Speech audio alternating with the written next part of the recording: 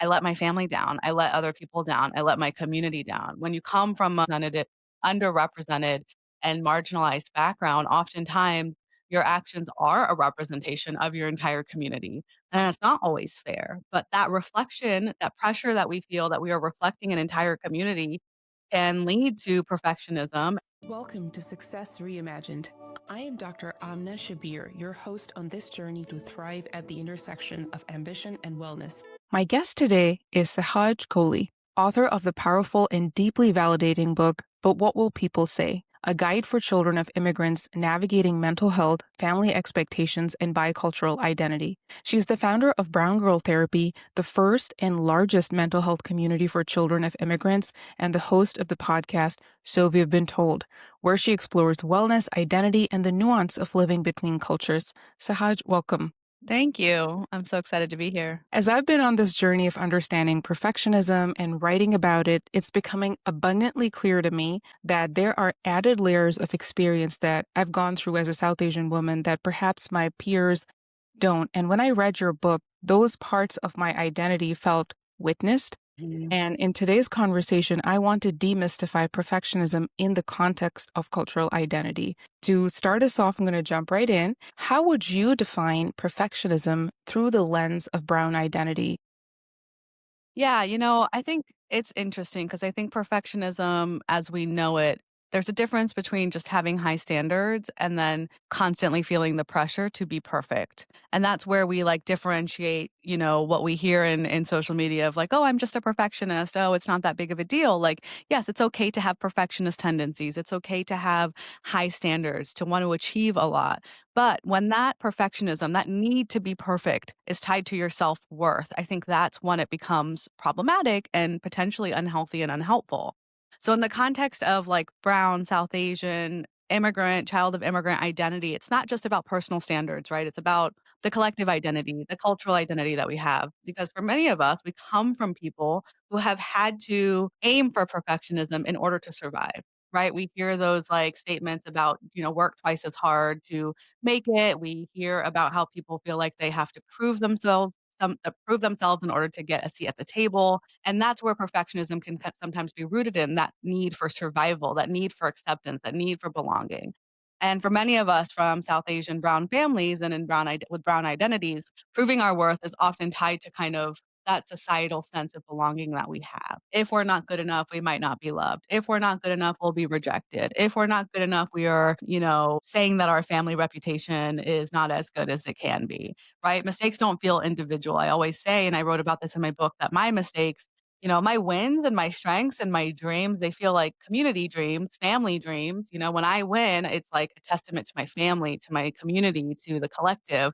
But I feel the same way about my mistakes. It can often feel like, well, I let my family down. I let other people down. I let my community down. When you come from a underrepresented and marginalized background, oftentimes your actions are a representation of your entire community. And it's not always fair. But that reflection, that pressure that we feel that we are reflecting an entire community can lead to perfectionism, and it can cause us to feel a sense of scarcity. It can cause us to feel that our self-worth is tied to the way that we produce and what we do. So if we make mistakes or we have setbacks, it can feel like a failure and like we're not good enough. And so this whole being perfect, it's a form of protection for many of us, but it's also harmful in some ways. Very well said. And I feel like, as I mentioned in the start, there's this part of me that I just kept putting away as I even exploring this topic of perfectionism, really solely looked at it from the lens of like achievement. I'm a Mhm. physician, it's output driven. But then I realized that there is the part of that I really am suppressing under these layers because I just want to merge in. I do not want to stand out. I don't wanna be called out for anything that could just go any which way. Yeah, I mean, so many of us were taught not to rock the boat, right? And that rocking the boat can be getting not being humble enough and getting too much attention, but it can also be doing the wrong thing and then causing people to look at you for the wrong reasons. So that almost sense and that conditioning we have of not rocking the boat, not standing out can go both ways. Yes. And as we kind of look at the different types of perfectionism, self-oriented, other-oriented, and socially prescribed, can you break down how each of these potentially show up in the brown community and in the household? I would love for you to touch on impression management. That term, when I heard you say that in the book, I felt seen, I felt validated, and you gave this example of living in a glass house Mm, in your book, and I was like, "Yep, that's what it is. When someone knocks on the door, the door leads direct to my closet." yeah. See these different types show up. Yeah, so let's break it down, right? There I think, maybe don't quote me on this and we can look it up, but I think they were Canadian, but researchers came up with these 3 types of perfectionism: self-oriented, other-oriented, and socially prescribed perfectionism. And when I discovered that in writing my book, it was kind of an aha moment for me because we talk about perfectionism as like a one size fits all. Like if you're a perfectionist and I'm a perfectionist, we're probably the same type of perfectionist. Probably both feel the same type of pressure, but that's not true. So self-oriented perfectionism would be more of an internalization, like an inner pressure that you have to always overachieve, that you have this belief on yourself that anything less than excellent means failure, right? This might be something that you were taught in childhood, but it's something that comes from inside of you.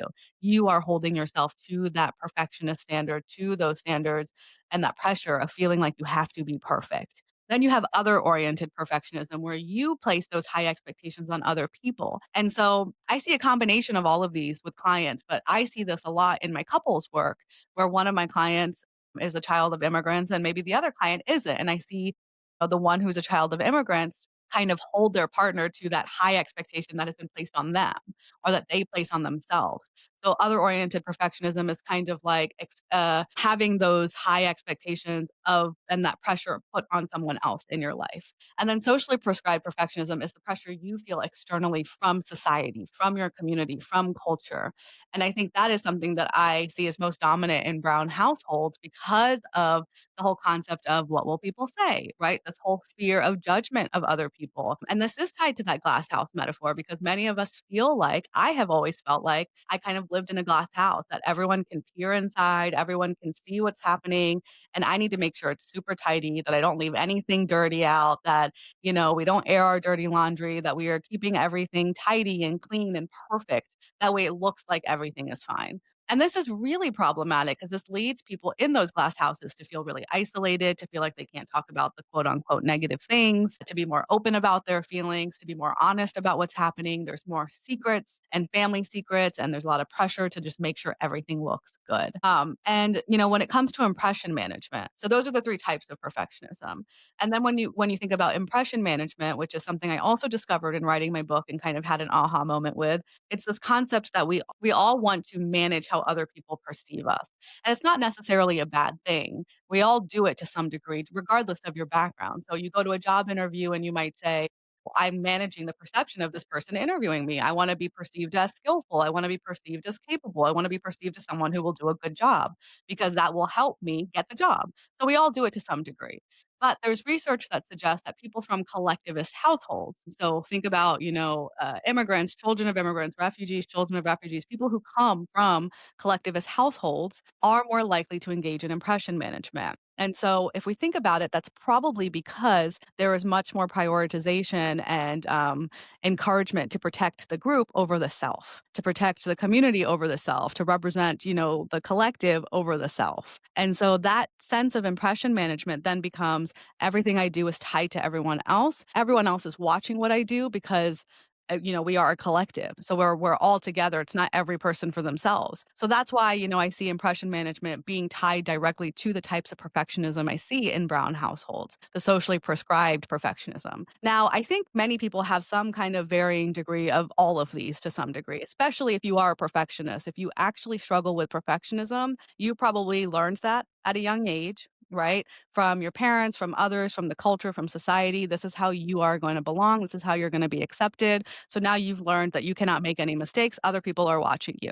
That becomes internalized as self prescribed, self oriented perfectionism, where you say, I have to be perfect. I cannot make any mistakes. If I make a mistake, I'm a bad person. If I accidentally hurt my friend, I'm a terrible friend. You start to say any mistake I make means that I am a failure in some way. And because you have all these high expectations and pressures, you then feel like you are putting that onto other people and engaging in other oriented perfectionism because you feel like, well, it's been placed on me. So now I'm placing that standard on everyone else, right? Isn't this just normal? Shouldn't we all be like perfectionists and achieving and feeling like all of the pressure should be just how we operate? And the reality is, not everyone operates that way. And I think it's really surprising for people who read my book and who are in my community to hear me say, not everyone is a perfectionist. Right? A lot of people in our community are, but I am, I'm a self-prescribed, I know I'm a perfectionist, but it's also something that I'm actively unlearning. Wow. The quote from the book that came to my mind as you said that, I'm going to read it because I felt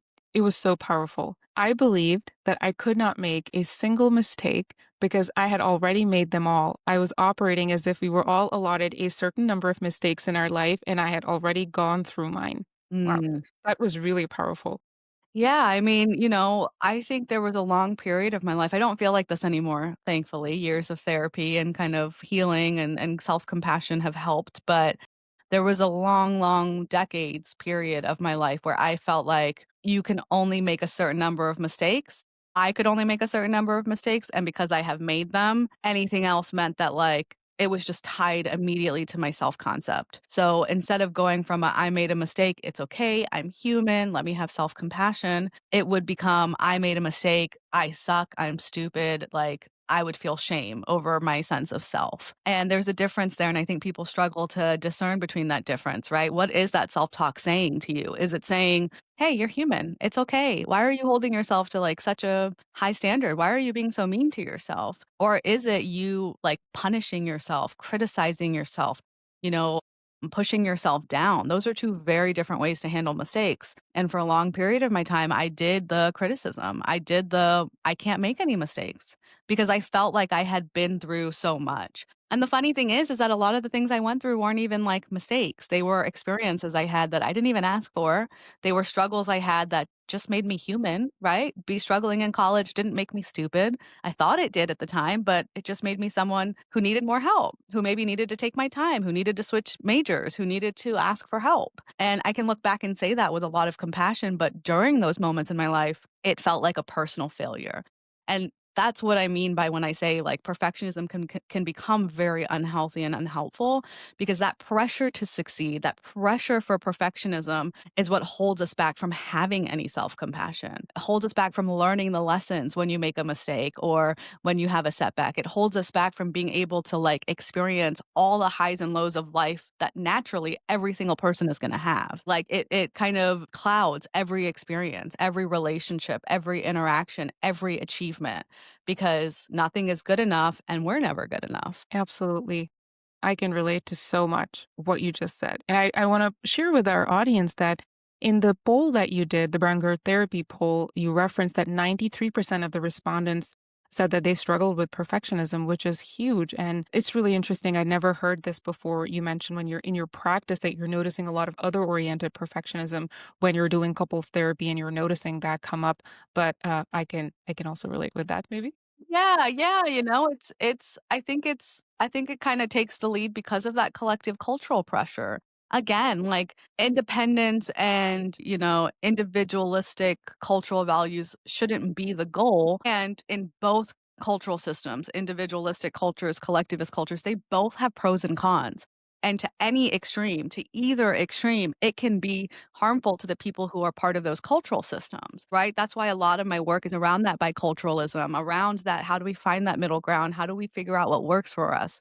And that goes with perfectionism too. How do we find ways to work towards our perfectionism in a way that doesn't mean we're just foregoing our cultural values? I'm not telling anyone listening to this to say, in order to not be a perfectionist, if you come from a brown household, you need to say, screw my family, screw my culture, screw this, right? No, not at all. It's about finding ways to operate in your bicultural identity that are not so harmful to you moving forward. Saj, one of the things I really love about you and your work is that you're giving us permission to just be. When I was listening to the podcast later, I believe it was one of the first episodes where you say like there's no such thing as psychological safety. And I was unloading the dishwasher or something like that. And I was shaking my head vigorously because I felt that way. There are parts of me that I feel comfortable sharing when I'm surrounded by my fellow brown friends, and then there are parts of me that I feel actually way more comfortable when I'm surrounded with my Mm.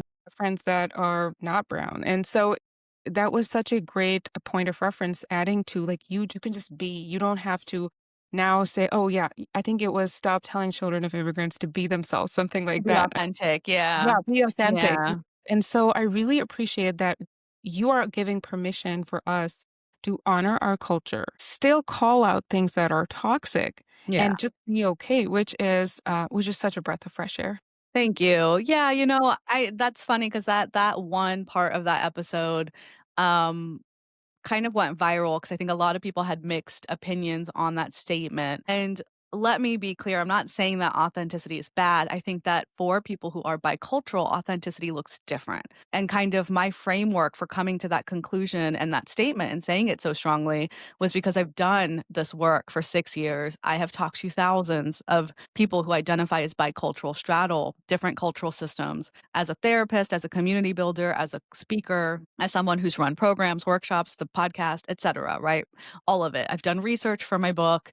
And so I think, one thing that has always been kind of apparent in these conversations is, am I enough? Am I enough in this cultural system? Am I enough in that cultural system? And that is why my newsletter is called Culturally Enough, because it's like, what does it even mean to be culturally enough, right? How do you even define that for yourself?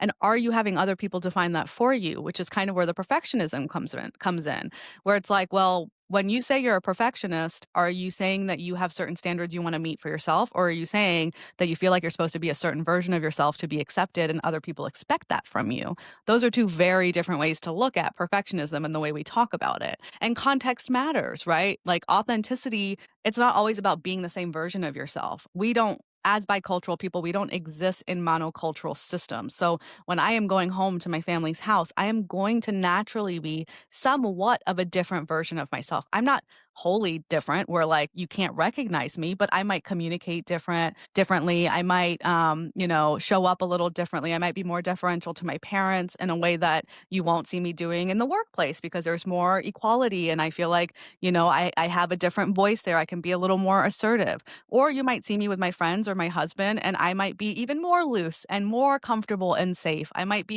feel that level of psychological safety in a way that I don't feel with my parents or my coworkers. And so when I say don't tell children of immigrants to be authentic, I just think that word, when someone else is telling you, "Oh, just be authentic," what I hear is, "Oh, just be this version of yourself that I will accept and that we will accept in this space." And that should just be yourself. Just be yourself. But really, do you really want someone to be themselves? Because that would mean their diversity, their background, the way they speak, their language, their professionalism, their needs, their emotions, their communication style, all of that would be encouraged. But as bicultural people, we learn to be different versions of ourselves in different systems. And that doesn't mean that we're inauthentic. It just means that we're being adaptive. And that's the kind of differentiation I want to make there is that I can be an authentic version of myself that looks different with my parents than the authentic version of myself that I am with my husband. That's just how it works. That was my takeaway. That was exactly what I got. And as I'm doing this work and I've interviewed so many humans, high achievers and researchers um, around the topic of perfectionism, and I'm standing there unloading my dishwasher, other thoughts going through my head as well.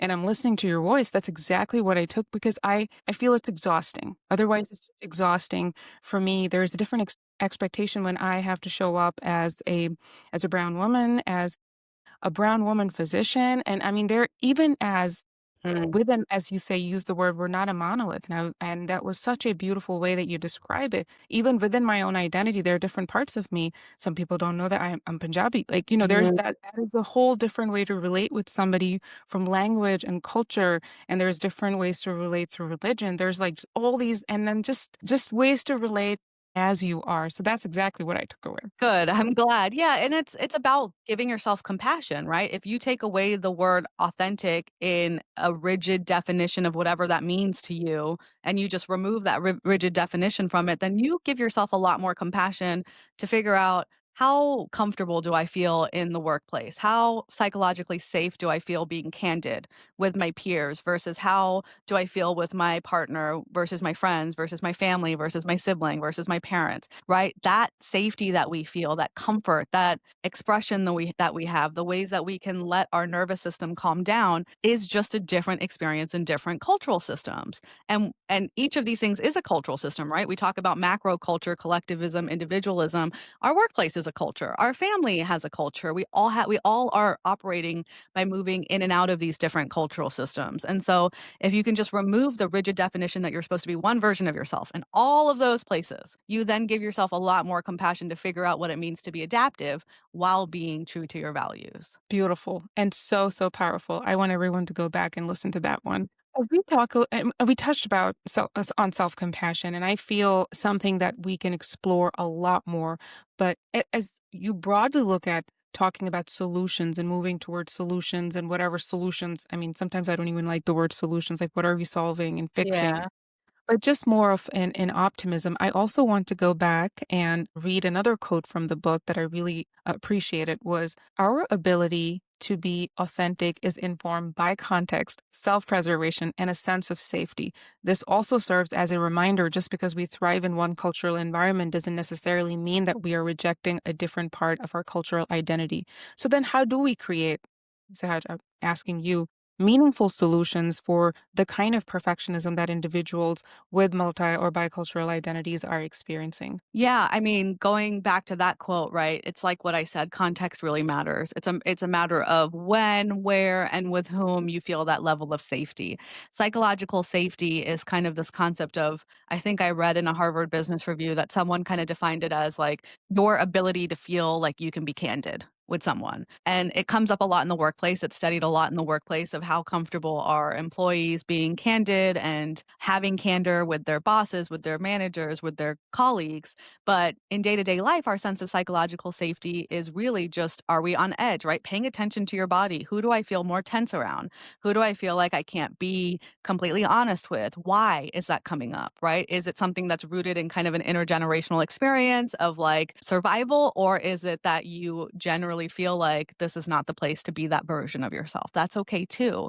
It's not always up to us to figure out. We don't always get to create the psychological safety for ourselves. We get to determine if we feel psychological safety, but that's an external experience of other people also have to do the work to make psychologically safe spaces and relationships for us as we do for other people, right? It's kind of a relational experience.